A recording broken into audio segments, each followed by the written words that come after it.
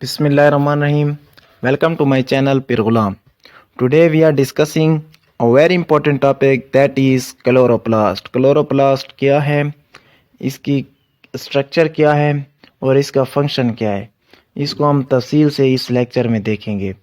इसको हम इसलिए पढ़ रहे हैं कि पहले जो हमने प्लांट फिजियोलॉजी में जो फोटोसिंथेसिस शुरू करवाई है, उसके लिए जो मोस्ट इम्पोर्टेंट ऑर्गेनेली है वो है क्लोरोप्लास्ट। क्लोरोप्लास्ट ही वो वाहिद ऑर्गेनेली है जिसमें फोटोसिंथेसिस का प्रोसेस होता है थ्रू क्लोरोफिल। तो देखते हैं इसके हम इंट्रोडक्शन को, डायग्रामेटिक व्यू को और इसका जो फंक्शनल यूनिट है क्लोरोफिल उसको हम देखते हैं। तो फर्स्ट ऑफ ऑल हम डिस्कस करते हैं कि क्लोरोप्लास्ट होता क्या है। क्लोरोप्लास्ट को सबसे पहले वॉन मोल 1837 में डिस्कवर किया था और ये था एक जर्मनी का बॉटनिस्ट। इसके बाद हम देखते हैं कि ये जो ऑर्गेनेली है क्लोरोप्लास्ट, ये specific to plant cell, animal में ये एब्सेंट होता है और ये है सिंगल लीफ सेल में तकरीबन 50 क्लोरोप्लास्ट होते हैं, सराउंडेड बाय डबल मेम्ब्रेन। इसका क्या मतलब है कि इसके जो अंदर जो मटेरियल होता है जिसे हम थैलाकाइड कहते हैं, ये कवर्ड होता है बाय टू मेम्ब्रेन। थैलाकाइड होता है और इसमें स्ट्रोमा होता है। इस मुकम्मल को हम कहते हैं क्लोरोप्लास्ट और ये क्या होता है, डबल मेम्ब्रेन स्ट्रक्चर होता है। जो इसकी इनर मेम्ब्रेन है वो एक्सटेंसिवली फोल्डेड होती है, यानी ये अंदर की तरफ आकर एक फोल्ड बनाती है थैली नुमा, जिसे हम सैक या थैलाकाइड भी कहते हैं।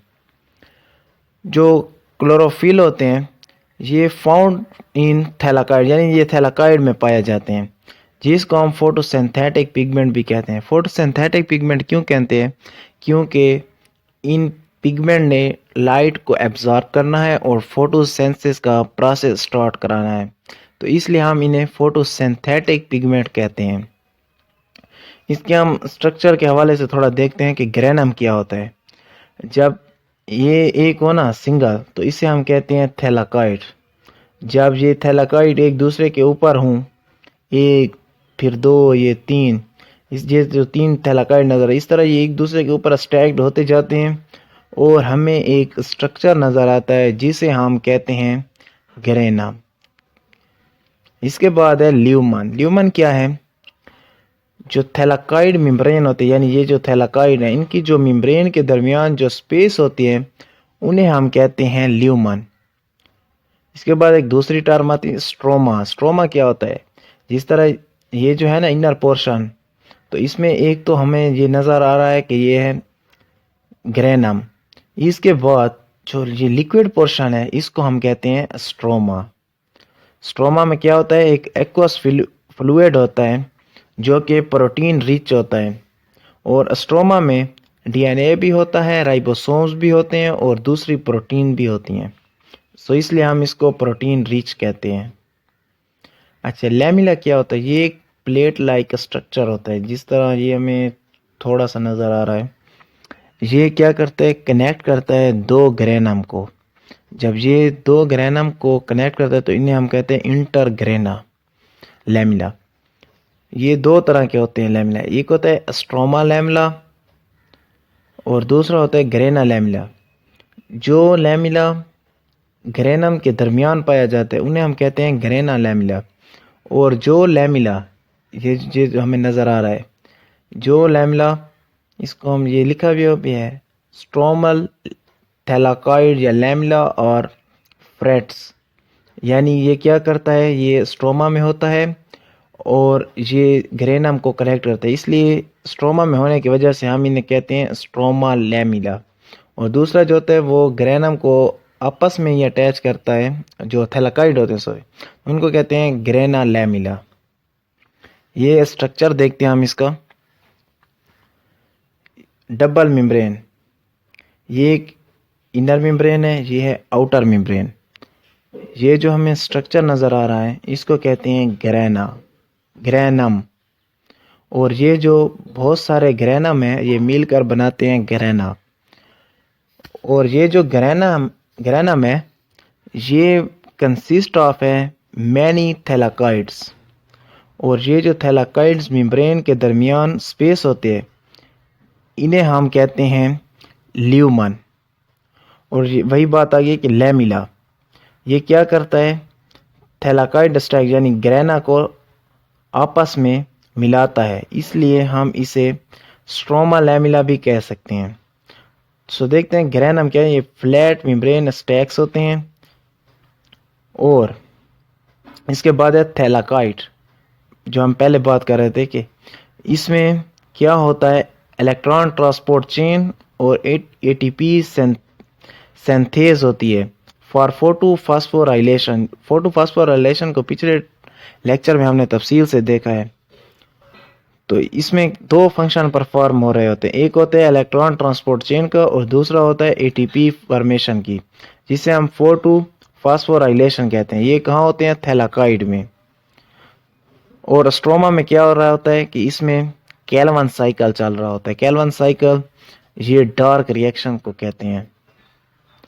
अब देखते हैं फंक्शन। इसमें जो फंक्शनल यूनिट है वो है क्लोरोफिल। क्लोरोफिल की वजह से ही ये लाइट को ट्रैप करते हैं और उसे इस काबिल बनाते हैं कि फोटोसिंथेसिस का प्रोसेस चल सके। देखते हैं कि it has a structure chlorophyll, इसमें एक स्ट्रक्चर होता है क्लोरोफिल। वो क्या करता है, वो ट्रैपिंग करता है सोलर एनर्जी, यानी सोलर एनर्जी जो आती है सन से, उसको ये ट्रैप करता है, पकड़ता है। उसके बाद क्या करता है कि chloroplast look like green due to chlorophyll. अच्छा, इसमें एक बात है कि जो हमें क्लोरोप्लास्ट का रंग सब्ज नज़र आ रहा है, ये क्यों नज़र आ रहा है, ये नज़र आ रहा है क्लोरोफिल की वजह से। क्लोरोफिल जो है ये जो ग्रीन लाइट होती है उसको ये रिफ्लेक्ट करता है। हमें ये क्लोरोफिल ग्रीन कलर का नज़र आता है। और इस वजह से जो चूँकि बहुत ज़्यादा क्लोरोफिल होती हैं और क्लोरोफिल इसका फंक्शनल यूनिट है, जो क्लोरोप्लास्ट होता है वो भी हमें ग्रीन नज़र आता है। तो इसमें देखते हैं। अच्छा, ये जो पहले वाली बात को कंटिन्यू करते हैं, जो ट्रैपिंग सोलर एनर्जी, यानी ये सोलर एनर्जी को ट्रैप तो कर लेता है, उसके बाद ये क्या करता है, that used for the senses of food. Food से क्या मुराद है, फूड से मुराद कार्बोहाइड्रेट है।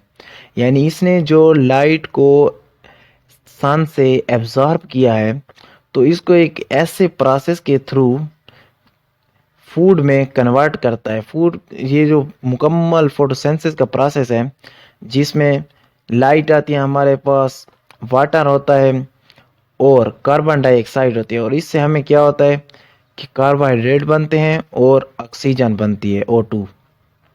अच्छा, आगे देखते हैं इसका मेन फंक्शन क्या है, टू कंडक्ट फोटोसिंथेसिस। जो हम डिस्कस कर रहे हैं कि फोटोसिंथेसिस का प्रोसेस होता है, जो इसका मेन फंक्शन है। इसी वजह से क्लोरोप्लास्ट प्लांट में पाया जाता है, और प्लांट की ये खासियत है कि वो फोटोसिंथेसिस का प्रोसेस परफॉर्म करते हैं। और जो फोटोसिंथेसिस का प्रोसेस है ये एनिमल में एब्सेंट होता है। फोटोसिंथेसिस के प्रोसेस की वजह से प्लांट को हम ऑटोट्रॉफ कहते हैं। ऑटोट्रॉफ से क्या मुराद होता है, ऑटोट्रॉफ से मुराद ये होता है कि ये अपनी खुराक खुद तैयार कर सकते हैं।